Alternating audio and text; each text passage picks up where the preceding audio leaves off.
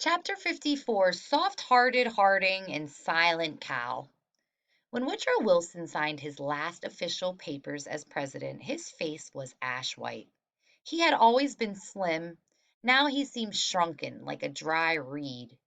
Just 2 years earlier, Wilson had been the world's hero. Now he was ill and ignored. His country seemed to have no use for him or his ideas, and he knew it. The new president, our 29th president, Warren Gamaliel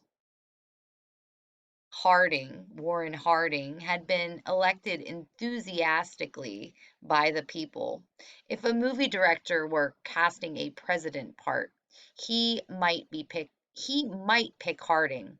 The man looked presidential. His hair was silver, his eyebrows black, his skin tan bronze, his voice golden. He was handsome, well groomed, and distinguished looking. He was also a good natured, pleasant man. "We must strive for normalcy," said Warren Harding. After the stormy war years, that was just what Americans longed to hear. 2 years and 5 months later, Harding was dead, and the nation wept as it had not done since the death of Abraham Lincoln. In his lifetime, Warren Harding was one of the most popular presidents ever. He is said to have died of heart failure. Perhaps it was of a broken heart, for he knew before he died that his friends, whom he trusted with important government jobs, had betrayed him and the nation. It was a terrible scandal.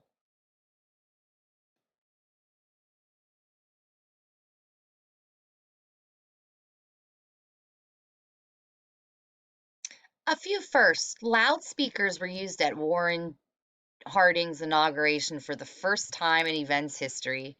Harding was the first president to address the nation over the radio. Florence Harding, along with being First Lady, also managed a lot of firsts. She was the first president's wife to fly in an airplane and the first to hold a press conference for women reporters.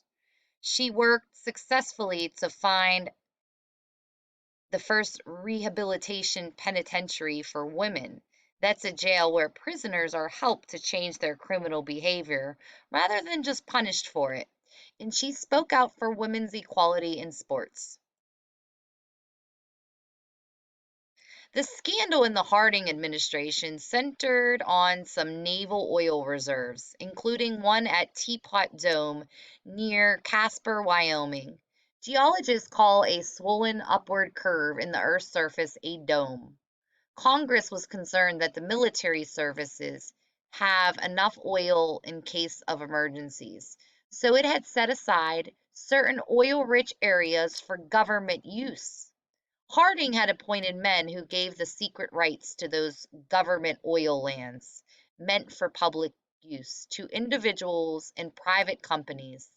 These men, whom Harding trusted, gave away priceless oil reserves, laughed at the conservationists, and took bribes from businesses and criminal interests. They became very rich. And what did the American people think when they heard the news? At first, they were angry at the senators and the journalists who told them. Later, they became angry when they thought about Harding. Before long, historians were calling him the worst of all presidents. He wasn't the worst. He created the Bureau of Budget, reduced the national debt, cut taxes, and appointed black men to public office.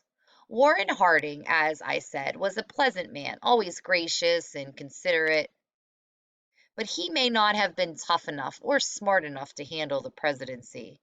When Harding died, thrifty Vermont-born Calvin Coolidge became president. He had been an active governor of Massachusetts, and like most Vermonters, he didn't waste words.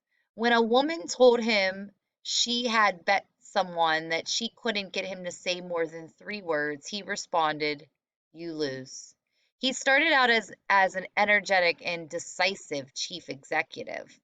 In his first message to Congress, he called for federal laws to punish the hideous acts of lynching and more attention to education, minimum wages for women, workers, and other progressive measures.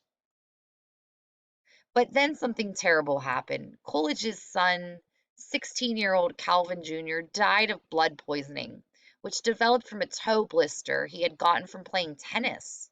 Coolidge was overwhelmed with grief. He couldn't concentrate. He developed an assortment of illnesses, including severe depression. His work suffered. Still, the times were prosperous. He was popular, and almost no one besides his wife and his close friends knew what was happening to him. Today, he is mostly remembered as a president who didn't do or say much. But that was part of his philosophy. Since he was against active government, perhaps one of the most important accomplishments of my administration has been minding my own business, he said.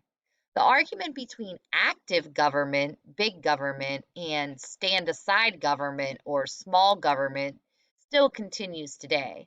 Most Americans at the time thought Coolidge was a splendid president.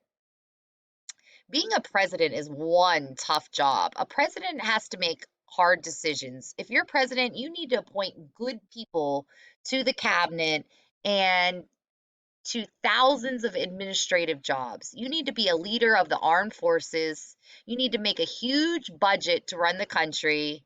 You need to come up with ideas for domestic policies that will make the country prosperous and happy. You need to make foreign policies that will guide the nation in its relations with other nations. You need to get along with Congress. You need to get along with states and their governors.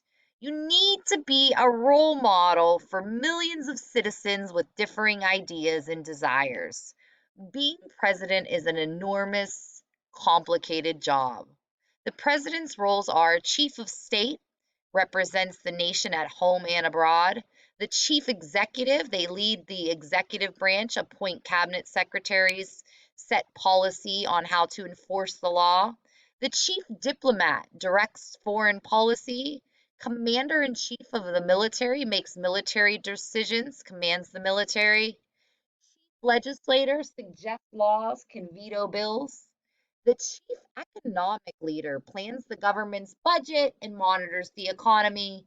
And last but not least, chief of their party supports their party goals and members and raises campaign funds.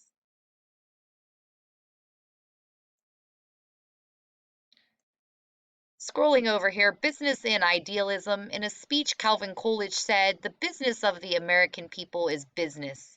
In the thriving nation at the time, many agreed. Without ever hearing the rest of the speech, Coolidge went on to say, "The accumulation of wealth cannot be justified as the chief end of existence. So long as wealth is made the means and not the end, we need not greatly fear it," he added. I cannot repeat too often that America is a nation of idealists. That idealism is the only motive to which they, Americans, ever give any strong or lasting reaction. Do you think he was right?